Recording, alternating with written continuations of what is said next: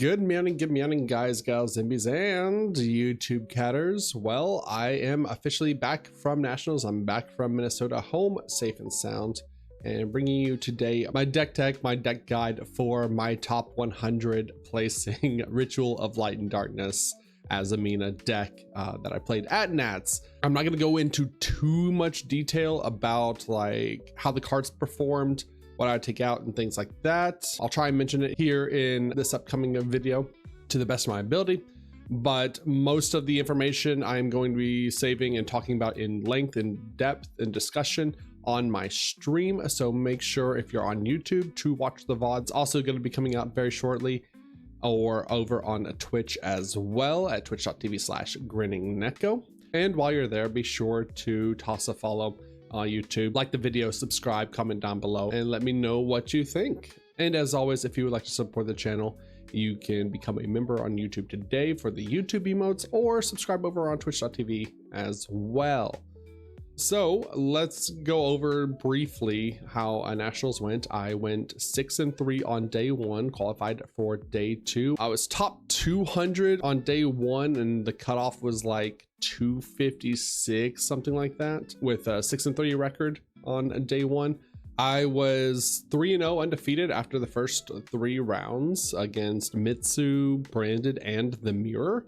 And then I got to table 1, actually. I'll be talking about it again on stream, showing pictures of it. I made it to table 1 undefeated, and then ended up bricking twice. The only time I bricked all day to KT at the first table, so that felt bad. Still got to make it to the top, if only for a moment, and then from there we just traded wins back and forth until I was 6-3 for the end of the day. On day 2, I ended up overall placing top 100, but after I hit X5, I ended up dropping because it was mathematically impossible for me to get top 64, and there was no prizing for top 64. Honestly, looking back at it though, I should have stayed in it. It was only 3 more rounds of Yu-Gi-Oh, but I was kind of brain dead. I was tired. I was Yugged out for the weekend after playing like 12-13 rounds.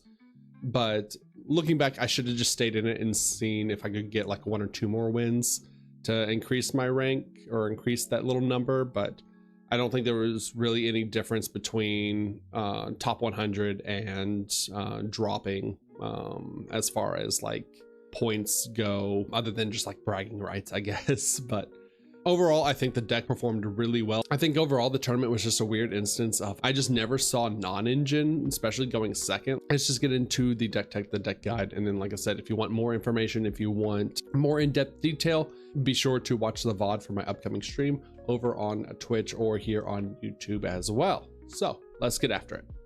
Okay, so top 100 rollout Azamina. Wish I could perform better, honestly.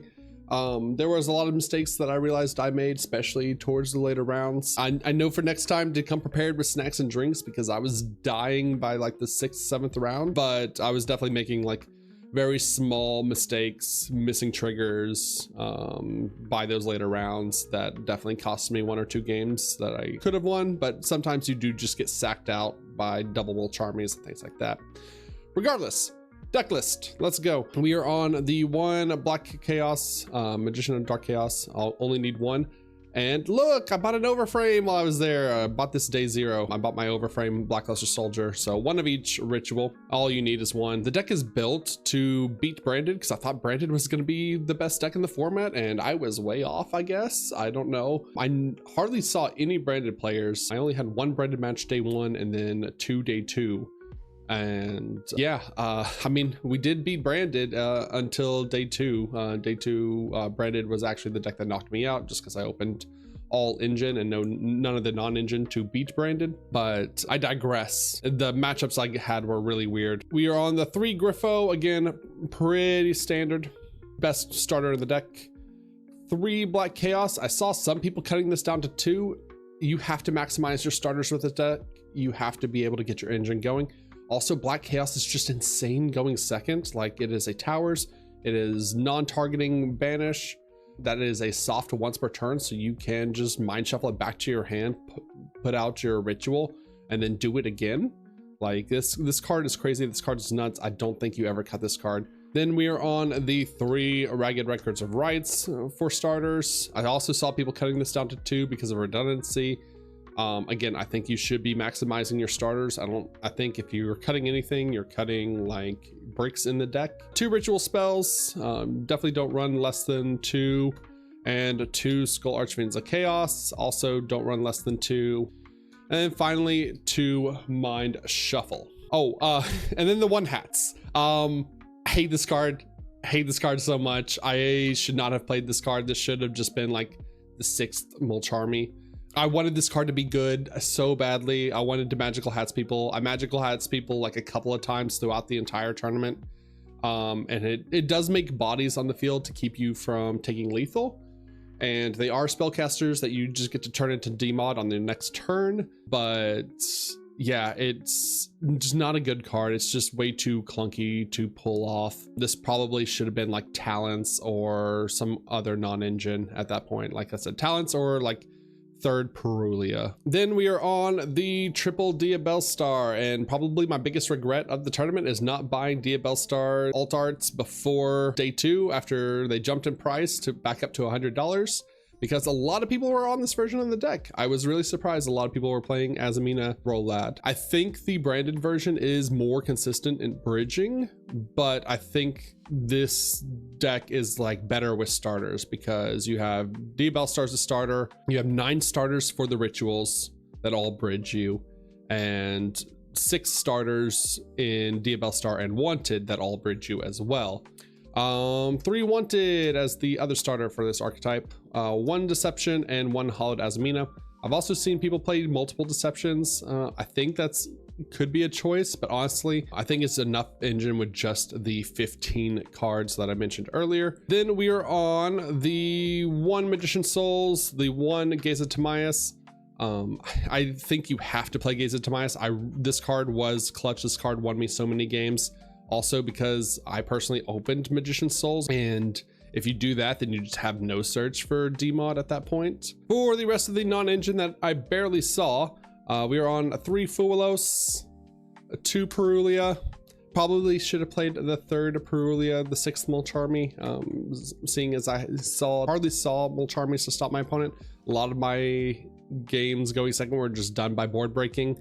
And then 1 Farah. Farah was actually insane throughout the tournament. Every time I opened Farah, I loved it. Being able to send Farah off a Mind Shuffle or go Ritual Spell, send Farah and revive Farah. It ate so many ghost spells that would have been used for my engine on her revive effect. Or if her revive effect happened, I would just steal like a Murakuma or something, and now I have an Omni Negate. Then we're on triple polymerization. I apparently was like the only build that was on Super Poly.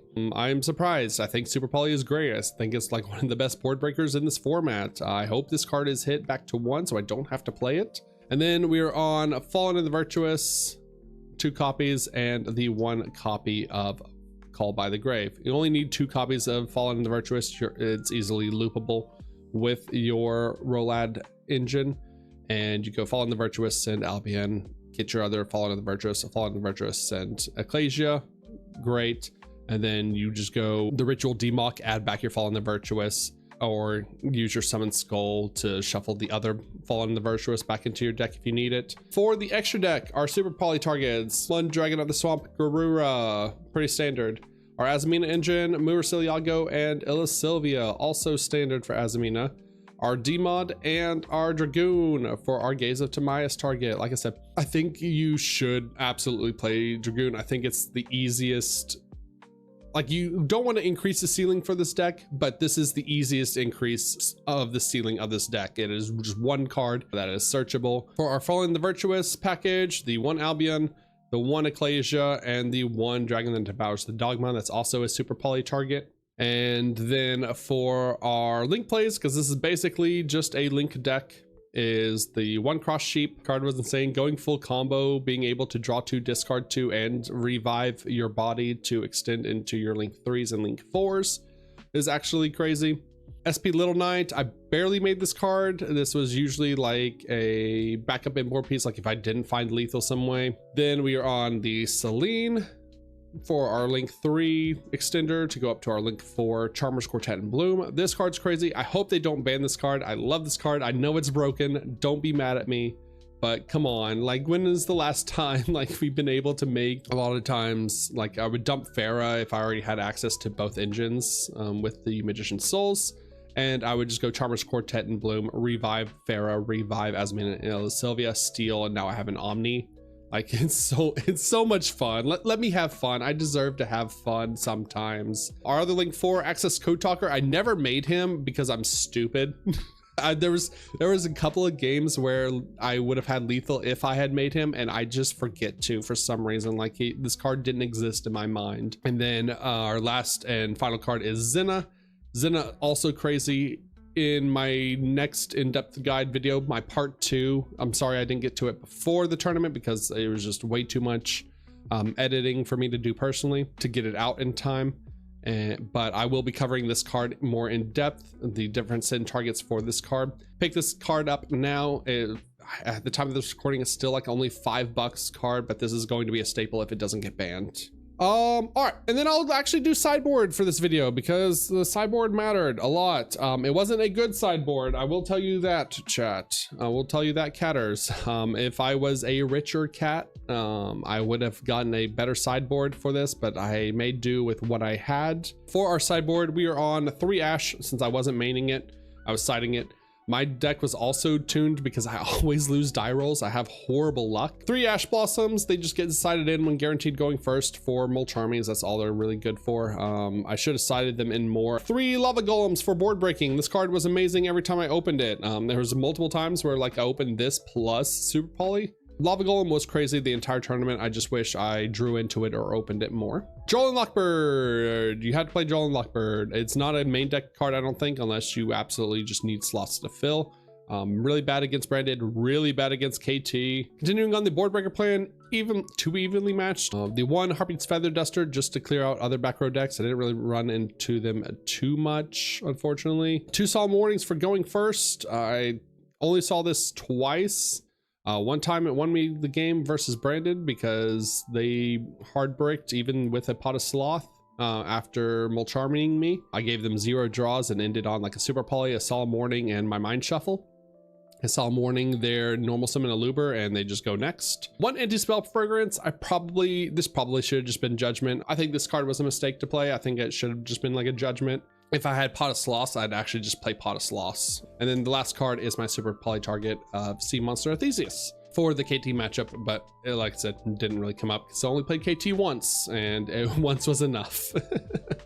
But overall, I think the deck was built really well. I think there was 1 or 2 cards that I would cut, and I think majority of my mistakes was in the sideboard. If I was, like I said, if I was a richer cat, I would have a playset of Pot of Sloths to draw into my breakers, but overall, I think the deck performed very well. The main deck performed very well, especially, and I had a lot of fun with this deck. So I think probably what I'm going to be using going forward, like I said, I'll make the updated changes to the format as we go along in more videos and be playing it more at locals. And I think I'm ready to start grinding larger scale tournaments like regionals and YCSs and remotes and stuff like that. So we'll see how we do. We'll see if we can get through it all. But I definitely enjoyed my time, definitely enjoyed this deck. This deck probably was the most enjoyable amount. I don't think White Forest would have stood a chance in this format, unfortunately.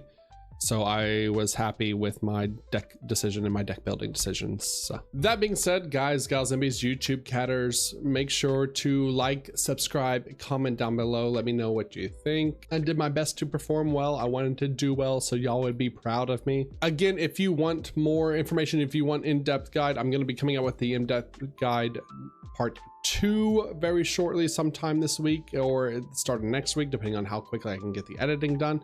But if you want more in-depth about how the tournament overall went and how the cards performed, then join me over on stream or watch the VOD that's going to be posted on both Twitch at twitch.tv/Grinning Neko, as well as here over on YouTube as well. I'm going to also put a link in the upper corner like right there, that you can go and watch that VOD after it is posted, after this video comes out. So that being said, guys, gals, zombies, and YouTube catters, I hope you enjoyed this video, and as always, good night.